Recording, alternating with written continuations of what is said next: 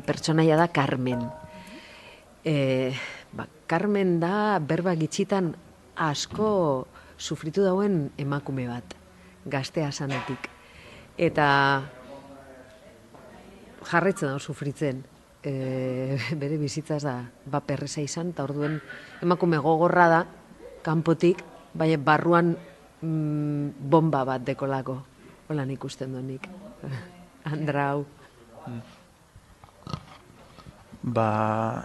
Nire bi pertsonaia egiten ditut pelikula honetan, nagusia Nestor da Carmen eta Ferminen semea.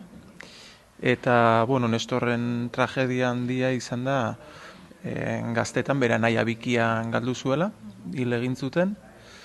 Eta orduan, hasi da, zauri horrekin. Gainera horri gehituta, baserrian oso giro hotza dago, amarekin ez dauka ia bat ere komunikaziorik, aitarekin zertxo bait gehiago, baina oso giro hotzan da.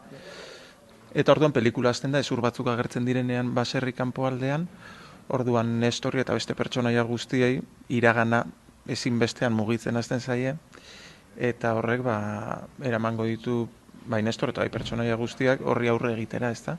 Eta agian ies egin nahi zien pentsamendu edo memoria horri aurre egitera. Eta Aitor ezagutuko dugu bere gaztaroan hil aurretik, eta da Nestorren anaia bikia.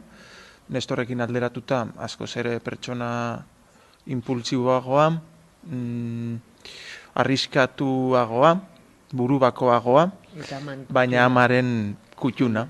Igual horretan ere antza daukielako, ez da? Orduan, horraino, ez da komeni gauza ondirik kontatzi, baina... Niretzako oso gauza berria izan da. Sekula jatatuko hau holan beharreitea, normalean, zuzendariari bat, eta ze sentitu behar do momentu ontan, niri ez galdetu. Hori zeuen gauzea da. Eta orduan laniteko oso modu kuriosua da, baina ikusten gabiz oso gauza potenteak ateratzen nahi direla. Adostu dau tonoa eta euskera aldetik euskera mota bat oso konkretua, eta hortxe ibili gara. Adibidez gu bizkaitarrak izan da bat zetak eta Nafarroko zetak lantzen, beak egin daulena niretzako lehenengo aldia da. Eta orduen da kriston lana. Saiatu ginen, saiakera egin genuen esaten, eta bizkaitarrak izan da ezin da izan danok, baina, klaro, gu bizkaitarra baginen, pelikula guztia bizkaieraz izan behar zen.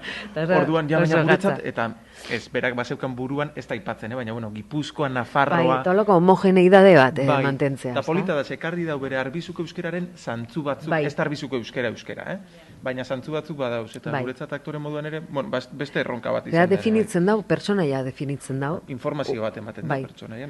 Gabiz dana grabetan zatike. Horren klaru dekonez, zuzendariek horren klaru dekonez, batzutan ez dakigu galtzen dugu apurtxoe perspektiba, segabiz piezaka. Da puslea osatzerakoan, batzutan ez dakigu, ostras, zein da hau, gatza da, sekuentzia baten barruan, irudi oso konkretuekin osatuta dau. Eta igual da, begirada bat, oin bat, esku bat, eta eskailera bat. Orduan, klaro, grabatu ostean sentsazioa eukigen duen egun baten, baina ulertzen da sekuentzia honetan kontatu nahi izana, eta gero orduan Ane Muñoz eskriptak erakusten dozku bere dokumentua dala sekuentziako plano bakoitza kaptura batekin. Eta orduan ikusten dugu komiki baten moduan, eta esaten dugu, ulertzen da, eta gainera oso modu iradokitzaien, ez da? Orduan, gauza pur bat, da pelikula horietako bat, nun emaitza oraindik inkognita bat da. Hori polita da ere, bai.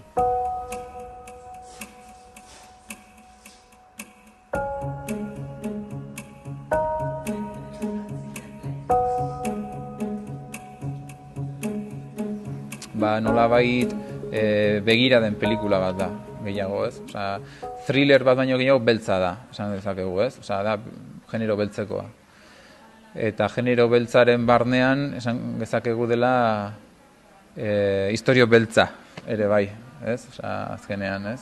Oso pertsonaiak tragedia baten barnean biziko balira bezala jokatzen dute, ez? Nik uste elementu ezberdina ditugula eta pixkat ere, nolabait generoa ere porosoa bihurtzen da hor, nolabait. Ez da genero soil-soila, baina nolabait hor tragediak ere parte handia doka, ez? Labur esan dezakegu dela mendeku hotz baten historia, holako zerbait, esan dezakegu, azken finean. Beste 3 aste terdi dazkago oraindik aurretik, eta urriaren amaieran akabatzea da ideia, eta momentuz behintzat,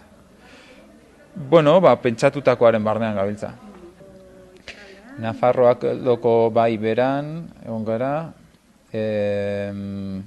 gara baita Hondarribin, gero Zinealdeara joango gara Platora, ere bai, eta Hernanin ere egon gara.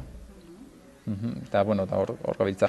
Gero berari itzuliko gara baita ere, eta nola baita hemen gabiltza. Bidasoako zonaldean eta Gipuzkoako ipar ekialde edo